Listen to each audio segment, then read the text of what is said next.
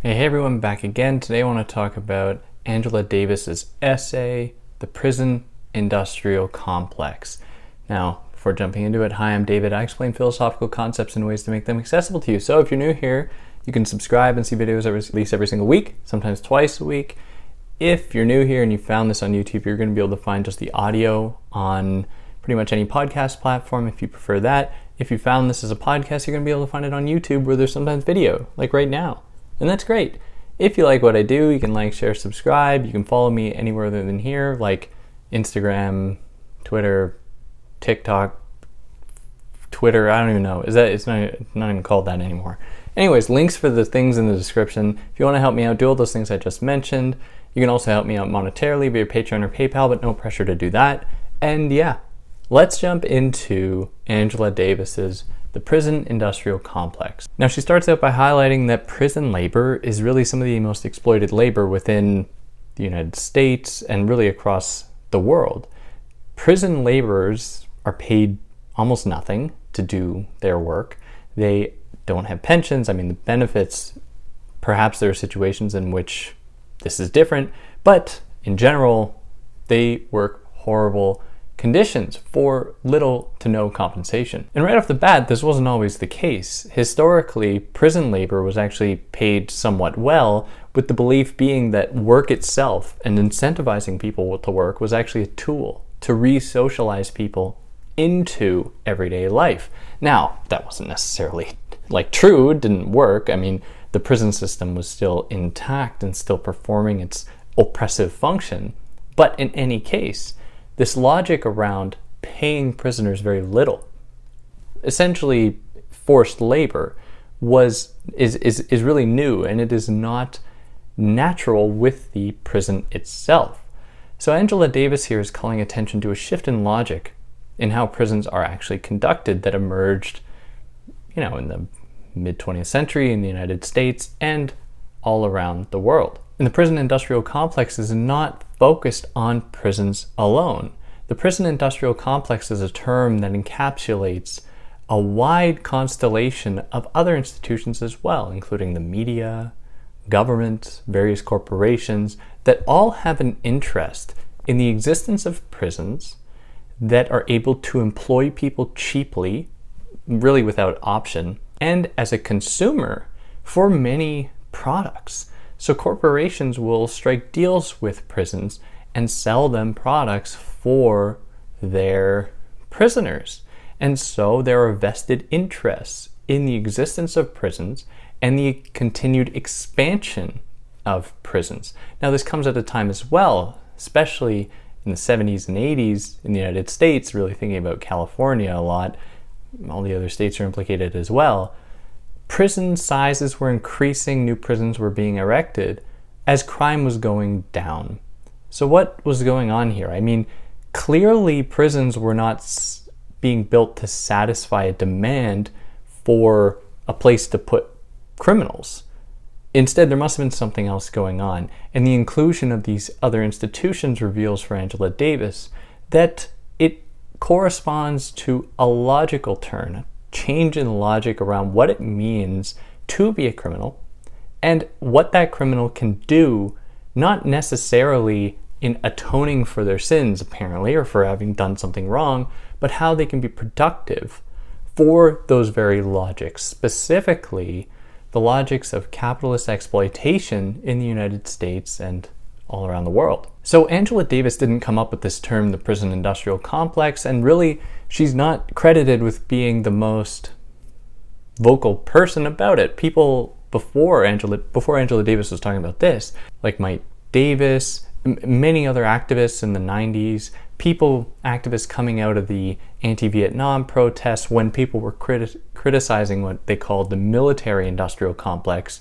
Many people were talking about the prison industrial complex before Angela Davis came onto the scene, but what she brought to it was really a strong understanding of both the role of capitalism and racism in encouraging the emergence of this logic of the prison industrial complex and how it resonates with these broader systems of the capitalist relations of production and white supremacist racism that continually tries to imprison black people as a source for cheap labor. So it's important to really credit these activists beforehand, especially Mike Davis, in contributing to these discussions, really bringing this discussion to the forefront. So I mentioned of all the institutions that the media is involved, and the media serves many functions in normalizing prisons, in that they constantly air content about crime. That is, they follow the basic moniker, if it bleeds, it leads. And what that does is it convinces people that crime is running rampant, and that therefore government institutions, government itself, and private enterprises are justified in creating more prisons to deal with the onslaught of crime within the United States and elsewhere. And not to mention, of course, that there are various shows that aren't the news, like Law and Order, Criminal Minds, you name it, that normalize the idea that there are good people and bad people. The good people belong to the institutional side of government, of the justice system, and then bad people are the ones who the people working in the institution are trying to catch. And these shows never actually really unpack any kind of nuance here. Instead, they sell people the idea that there are bad people and good people. And we know, of course, what happens to bad people. It's how every single one of these episodes concludes. Are they going to end up in jail? And we just treat that as being a totally normal progression of dealing with someone who has broken an established rule, when that is far from the only way to deal with someone who has broken a rule. Not to mention, these shows never actually provide people the broader historical and social understanding to really grapple with the phenomenon of crime itself, how it is highly contextual, how there are other social factors that contribute to people committing crime. Not to mention as well the seeming rise or obsession with crime podcasts, obsession with hearing about criminals getting caught, hearing about criminals evading arrest, and how that really fascinates us and compels us to follow such cases and to really strive for justice and to contribute to a culture of fear that sees anyone as being a potential criminal. See something, say something, as certain crime podcasts really love to communicate. But if the person who is seeing happens to be racist, then any person of color might be someone worth calling the police on. And so we see here that crime is by no means just a neutral reflection of having committed a wrong in the world. It very much goes down racial, social lines in order to contribute to a norm, in order to uphold various hierarchies that have been established. So there are many connections to be drawn between the prison industrial complex and the military industrial complex. So many people have written on the military industrial complex, like Noam Chomsky, for example, and people who have really called attention to how the military industrial complex has become bedfellows with the prison industrial complex. And this is put on full display when we see the type of tactical gear that police officers are able to use against people protesting in the streets, for example, like military-grade machinery and equipment to stop public unrest, to maintain normalcy, quote-unquote normalcy, through force, with the help of a military-industrial complex that is making tons of money off of the production of these weapons, off of these new technologies that are sold to police, to prisons, to maintain control, to maintain order. So there's an entire private enterprise in just producing armaments for the military and for prisons and police. It is big business to put people and lock people away, and hence why there has been an increase in the number of private prisons in the US and elsewhere, because people are making a profit off of this thing called crime, when justice is supposed to be neutral. It, in fact, there are many different interests wrapped up in it, mostly monetary interests. Now, even though there are these private economic interests, governments just throw money into prisons as well. And every single dollar that is spent in these prisons is taken away from another social policy, from another social institution. They could actually go to helping people, like putting more money into schools, and paying teachers, and paying doctors and nurses, and putting money into hospitals, and putting money into after-school programs. You have it in public transport. All of these things have been shown time and time again, when they are taken care of, when they are made easily accessible, actually help to bring down what we know to be crime.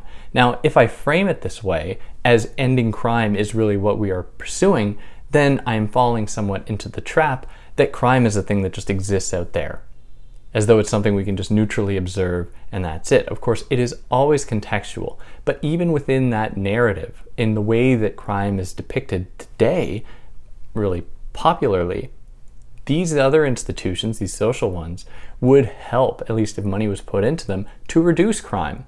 But the fact that money is not being directed in those ways, and instead being put into spending more money on police, spending more money on prisons, demonstrates that perhaps the concern has less to do with actually minimizing crime and more to do with getting rich. Or to have prison populations or people within prisons to be, cheap labor, which another way to get rich. But, there's also a history here, especially in the United States, of using imprisoned people as medical guinea pigs, using them as test subjects for various different medical procedures, for like skincare treatments and stuff, even though stuff, without it being tested, just treating these people as being less human than anybody else, as though they do not deserve basic fundamental human rights. Now, when Angela Davis was writing this essay in the early 2000s, she identifies that at the time, the racial population or makeup of imprisoned people in the United States, and I think I've used the term prisoners, really it should be imprisoned people, they do not become, it's not as though they change ontologically in their being to become something else. They are the same person but have been imprisoned. It's really how they should be spoken about. How imprisoned people, their demographic, resembled that, at least in the racial demographic of imprisoned people, resembled that of post-slavery United States. It was pretty close, that is, between black people and white people, taking into consideration their relative populations in the broader American public. And this signals to Angela Davis that the effects of slavery on enslaved people, on black populations all throughout the United States, that legacy has very much continued to this day, where after slavery had ended, one of the tools that previous slave owners had used was to mount pressure on policymakers, unless they were policymakers themselves, mount pressure on policymakers to make it easier to incarcerate black people so that they could then be easily used for cheap labor, so that they could be more easily exploited, almost throwing them back into slavery once again.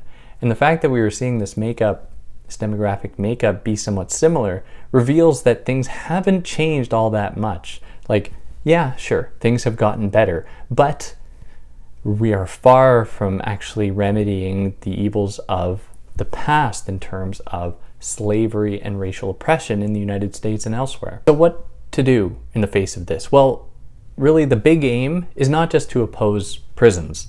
Really, we must oppose the entire logic of capitalist exploitation, of racial exploitation, and the logic of imprisonment and the belief in criminality itself as being a thing out there. All of these things need to be opposed in order to undo these harms that are being continually inflicted and perpetuated by institutions like the prison system. Now, this is a big hope. Like, this is the end goal. Ideally, we arrive there. But Angela Davis is also like, we also just have to make sure that people are not being abused in prison right now.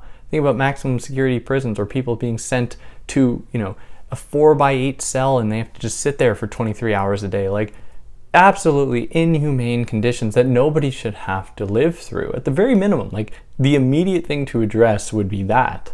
And of course, making sure that people have ample food, that they're actually able to access services, education in these institutions. They are not just at the whims of the system. They are not just going to be exploited by that system.